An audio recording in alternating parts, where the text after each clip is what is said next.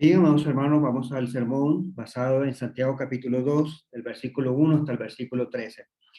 En esta porción de las Escrituras ya entramos al capítulo 2 y en esta lección lo que habla Santiago es acerca de la parcialidad.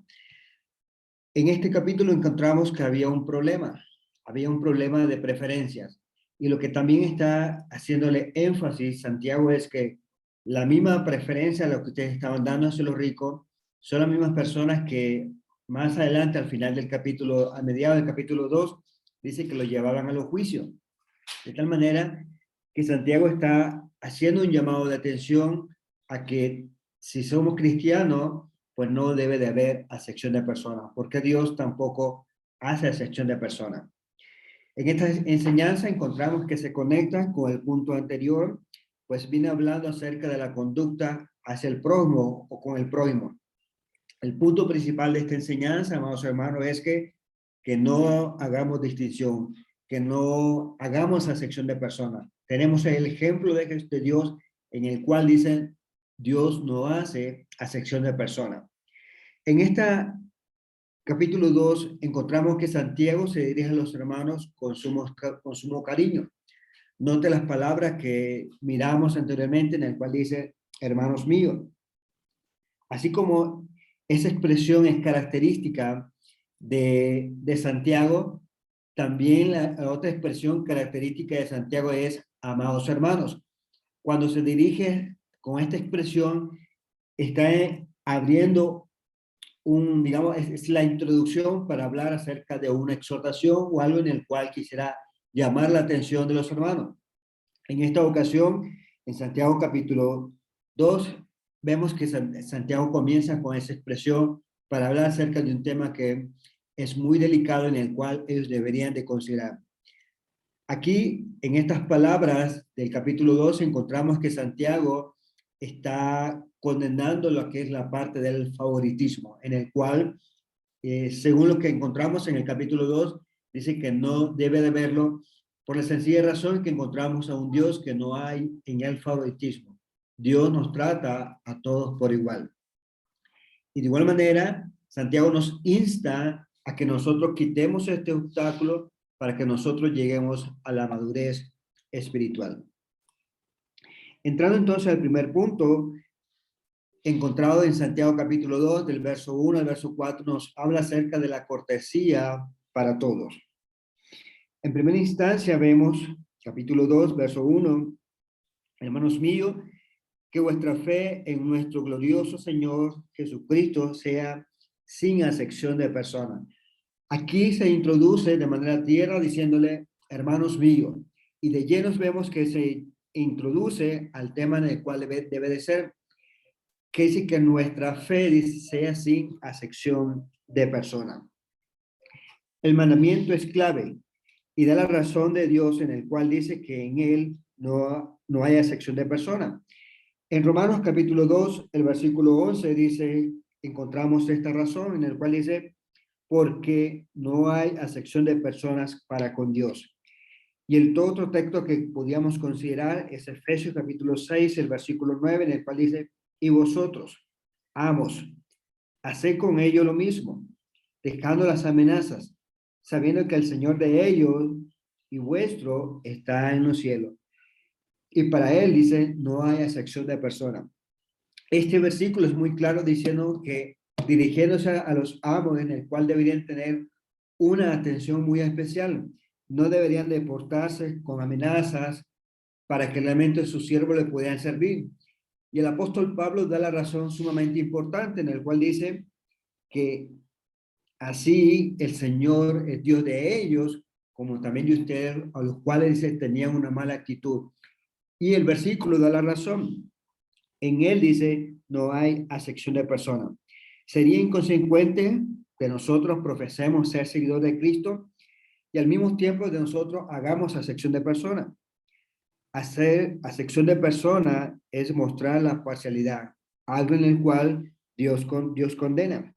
En 1 Timoteo, capítulo 5, el versículo 21, dice de esta manera, te encarezco delante de Dios y del Señor Jesucristo y de sus ángeles escogidos, que guarde estas cosas sin prejuicios, no haciendo nada con parcialidad. El versículo menciona entonces que hagamos todas estas cosas mencionando sin prejuicio y sin parcialidad. En Santiago, capítulo 2, del verso 2 al versículo 3, dice, presenta el caso en particular. Y dice, si en vuestra congregación entra un hombre con anillo de oro y ropa espléndida, y también entra un pobre con vestidos andrajosos, y miráis con agrado al que trae la ropa espléndida y le decís, siéntate tú aquí en buen lugar, y dices al pobre, estate tú allí de pies, o siéntate aquí bajo mi estrado. Verso 4, no hacéis distinción entre vosotros mismos y venís a ser jueces con malos pensamientos. El versículo de Santiago 2 y 3, encontramos que el autor comienza la cuestión a tratar. Se trata entonces de la preferencia en que miráis con agrado. ¿A qué persona? A aquella persona que viene con vestido de esplendidez, bien vestido, con cosas de lujo, y de cual dice, se hace distinción de puesto entre el rico y el pobre. En cuanto al rico le decimos que se asiente en un buen lugar, y en cuanto al pobre que no va bien vestido, le decimos, siéntate tú allí, o quédate tú allí de pies, o estate aquí bajo mi estrado. Aquí se representa entonces los dos extremos en el rango social de los hombres.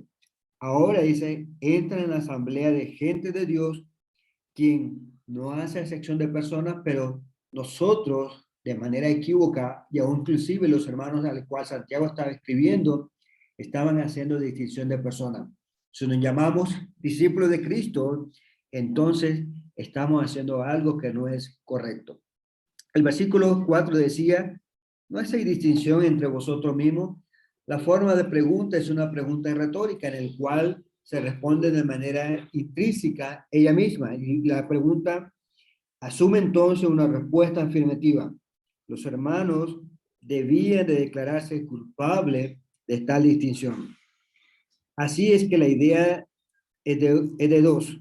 Uno, hacer distinción entre los asistentes basada en las apariencias. Y dos, dudar de sus acciones que no se conforman con su profesión o creencia, ya que Jesús no permite que hagamos distinción de personas.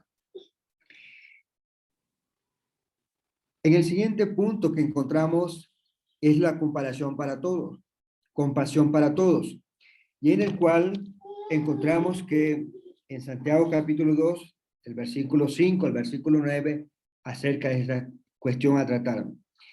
Del versículo 5 al versículo 7 leemos, hermanos míos, amados, oíd, ¿no ha elegido Dios a los pobres de este mundo para que sean ricos en fe y herederos del reino que ha prometido a los que le aman? Verso 6, pero vosotros habéis afrentado al pobre. No os oprimen los ricos y no son ellos mismos los que os arrastran a los tribunales. No blasfeman ellos el nombre no blasfeman ellos el buen nombre que fue invocado sobre vosotros. Aquí encontramos que se presentan cuatro preguntas. La primera dice, ¿no has elegido Dios a aquellos que aparentemente son pobres materialmente, pero que son ricos espiritualmente para que sean herederos del reino? Y luego, en la segunda pregunta es, ¿no son los ricos los culpables consistentemente en la opresión, la extorsión y la calumnia? Aquí la pregunta que se menciona es un llamado de atención. Los hermanos a quienes está escribiendo Santiago posiblemente habían salido de la persecución que se presentó justamente después que dieron muerte a Esteban en el capítulo 7 de Hechos. Y posiblemente ellos salieron sin nada en sus manos. Cuando llegaron a este lugar y se establecieron, posiblemente no tenían cómo comenzar sus propios negocios y necesariamente tenían que acercarse a las personas que tenían fuente de trabajo. Y vemos entonces que estos que tenían fuente de trabajo eran los ricos y que de igual manera muchas veces eran oprimidos, eran extorsionados y de igual manera entonces su condición en ese momento no era la más favorable debido a la persecución. La tercera pregunta dice, ¿no son ellos los que os arrastran a los tribunales? Y aún así, además de ser oprimidos, de ser maltratados, muchas veces serán arrastrados a los tribunales. Aunque Santiago no nos dice por qué razón eran arrastrados a los tribunales, no nos da la razón, solo nos dice la acción que ellos hacían con los propios hermanos que eran pobres. Cuarto, no blasfeman ellos el nombre de nuestro Dios, pero no blasfeman ellos el buen nombre de Jesús.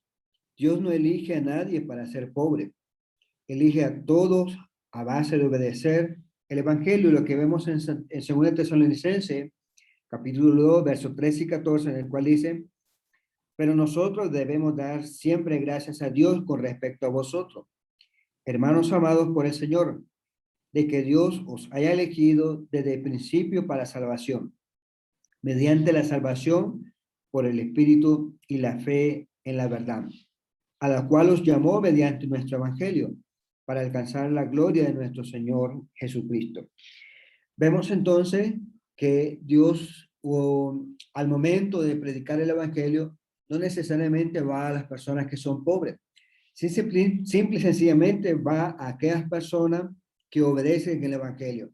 La salvación es pues presente y dada a aquellas personas que tienen fe a través de haber escuchado la palabra, y esa fe le lleva a ser movido a obedecer lo que se dice para poder obtener la salvación, la cual es creer y ser salvo. Vemos que las riquezas no son malas en sí, pues Cristo se asoció con los ricos en su muerte. Vemos en Mateo capítulo 27, versos 57 al 60. Cuando llegó la noche, vino un hombre rico de Arimatea, llamado José, que también había sido discípulo de Jesús. Este fue a Pilato y le pidió el cuerpo de Jesús. Entonces Pilato mandó que se le diese el cuerpo, y tomando José el cuerpo, lo envolvió en una sábana limpia y lo puso en su sepulcro nuevo, que había labrado en la peña, y después de hacer rodar una gran piedra al entrar al sepulcro, se fue. Aquí, por lo general, lo que vemos es que las personas ricas hacían sus propias sepulturas en cuevas. Y eso requería tiempo y requería dinero para que las personas fuesen y cavaran en una roca. De tal manera, ¿verdad?, que si nosotros nos hemos puesto en su momento a cavar en una roca, realmente las consistencias en la roca son materiales sumamente duros o fuertes. De tal manera que se invertía tiempo y dinero. Jesús entonces, al momento de morir, vemos que la referencia de Mateo tuvo relación, ¿verdad?, con los ricos, en el sentido que disfrutó de una tumba en el cual era de una persona rica, es decir, no había sido puesto ningún muerto allí. Aquí vemos que se cumple lo que se dice también en Isaías, en el cual dice que él no miraría corrupción. Su cuerpo entonces fue depositado en un sepulcro limpio. Pero también las riquezas en sí puede ser un gran obstáculo para la salvación. Miremos en el caso de Mateo 19, versículos 23 y 24, el ejemplo que se presenta aquí. Verso 23, entonces Jesús le dijo a sus discípulos, de cierto digo que difícilmente entrará un rico en el reino de los cielos. Otra vez os digo, que es más fácil pasar un camello por el ojo de una aguja que entrar un rico en el reino de Dios. El problema es que se nos presenta en este caso, había un hombre rico que había llegado hasta Jesús diciéndole, maestro bueno, ¿qué haré para tener la vida eterna? Jesús le refirió a la ley diciéndole, ¿qué dice la ley? Y vemos que este hombre dice, lo he guardado desde mi juventud. Jesús le dice, una cosa se hace falta, anda y vende lo que tiene. Este hombre tenía muchas posesiones, mucha riqueza. Cuando Jesús le dijo esto, vemos, dice que se entristeció y se fue solo.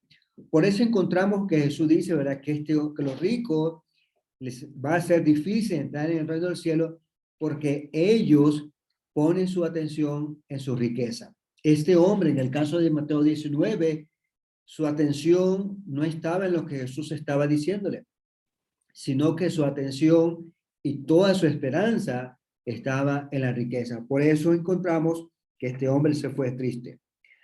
Jesús menciona, o en Santiago se menciona de que los pobres mencionados ahí realmente son ricos. Y a la misma vez dice que son herederos del reino. Los santos pobres eran ricos en su posición de creyente y que de igual manera dice, seremos herederos de un reino. Eran ricos en privilegios y promesas. En otras palabras, eran hijos del rey. El hecho de ser creyente y heredero, eso es lo que les hacía rico. Y es lo que vemos en Santiago mencionando esa expresión. Santiago capítulo 2, verso 8 al versículo 9, dice de esta manera: si en verdad cumplís la ley real, conforme a las escrituras, amarás a tu prójimo como a ti mismo.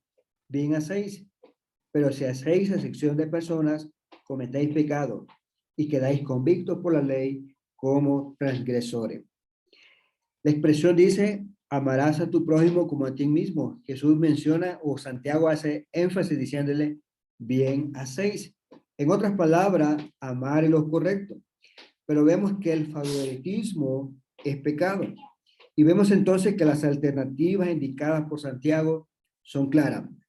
Dios quiere que amemos a todos los hombres como Él lo hace. Y encontramos el ejemplo maravilloso y excelso en el cual es Juan capítulo 13, el versículo 16, en el cual dice, porque de tal manera amó Dios al mundo que ha dado a su Hijo unigénito, para que todo aquel que en Él crea no se pierda, mas tenga vida eterna. Este versículo es un versículo sumamente hermoso, por lo cual dice que Dios entregó a su unigénito Hijo. Y esa forma de desprenderse se demuestra un amor sumamente hermoso y grande. Aquí la ley real se le llama real porque procede del reino y porque es suprema en naturaleza. Miremos el siguiente punto, consistencia en todo. Santiago capítulo 2, verso 10 y versículo 11. Porque cualquiera que guardare toda la ley, pero si ofendiere en un punto, se hace culpable de todos. Porque el que dijo, no cometerás adulterio, también ha dicho, no matarás. Ahora bien, si no cometes adulterio, pero matas, ya te haces transgresor de la ley. Aquí, el ejemplo de Santiago es que está utilizando ejemplos extremos, como son el asesinato y el adulterio y el asesinato. Santiago mostró lo absurdo de una obediencia de inconsistencia. Pero una porción de la ley de Dios importa tanto como otra. Por eso, violar una sola porción o parte equivale a rechazar toda la autoridad de Dios. Santiago nos está afirmando que los cristianos Santiago no está afirmando que los cristianos estamos bajo la ley de Moisés. Como cristianos, nosotros estamos bajo la ley de la libertad, como nosotros lo miramos en Santiago 2:12, como se ve en este versículo. Así hablad y así haced, como lo habéis de ser juzgado por la ley de la libertad. Los dos mandamientos mencionados en este versículo son típicos de la ley de Dios y no son más o menos importantes que otros. Vemos tanto en Deuteronomio, en Éxodo capítulo 20 como en Deuteronomio capítulo 5, que aparece en orden diverso. Pero este orden que encontramos en Lucas 18:20 es algo en el cual debemos de considerar. Los mandamientos, sabes, no adulterarás, no matarás, no hurtarás, no dirás falsos testimonios, honra a tu padre y a tu madre. También encontramos en Romanos capítulo 13, el versículo 9. Porque no adulterarás, no matarás, no hurtarás, no dirás falsos testimonios, no codiciarás, y cualquier otro mandamiento en esta sentencia se resume, amarás a tu prójimo como a ti mismo.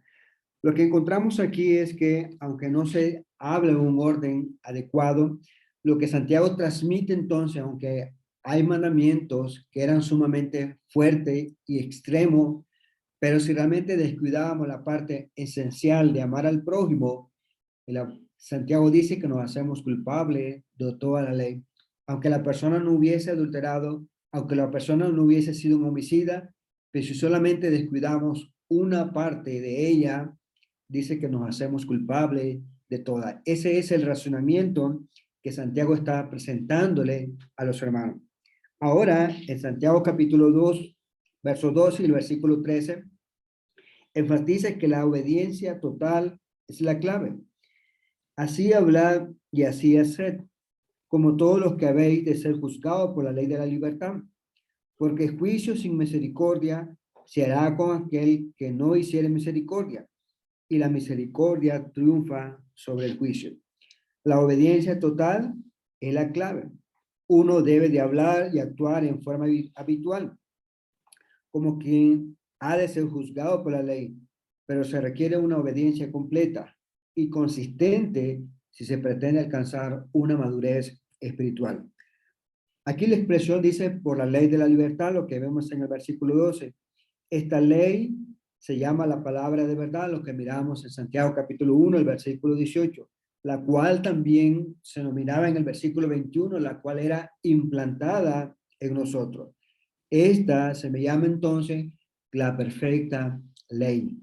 Se llama de la libertad porque nos libra de una condenación eterna. A manera de conclusión, se nos presenta que si los hermanos persistían en menospreciar a los pobres, recibirían un juicio sin misericordia. Y lo que miramos en Mateo capítulo 18, verso 25 al 31, donde nosotros podemos ver en nuestras casas. Pero el versículo el cual nos debe de llamar la atención es el versículo 33, en el cual dice de esta manera: ¿no debías tú también tener misericordia de tu consiervo, como yo tuve misericordia de ti? Se presenta el ejemplo de los dos deudores. Un deudor debía 10,000 talentos, una cantidad sumamente que era difícil de pagar. Mas, sin embargo, el rey dice, perdonó esa deuda. Pero su consiervo dice, le debía 100 denarios. Dice que este hombre, a pesar de ser perdonado de una deuda sumamente grande, dice que echó a la cárcel, a los verdugos, a su consiervo, hasta que le pagara lo último que le debían. En este versículo 33 me menciona, así como él había recibido de misericordia, debía también tener misericordia para su consiervo. En otras palabras, el énfasis que Santiago está mencionando es a que nosotros tengamos misericordia juntamente con los hermanos. Porque si no tenemos misericordia, dice que vamos a recibir un juicio sin misericordia, un juicio en el cual no podemos defendernos. Y recordar que Dios es amor y Él no hace acepción de personas. Sus hijos, como nosotros lo somos, se espera que nosotros hagamos lo mismo del Padre. Amar a nuestro prójimo sin acepción de personas. Gracias, amados hermanos, por permitirme llegar ante ustedes. Que el Señor entonces les bendiga.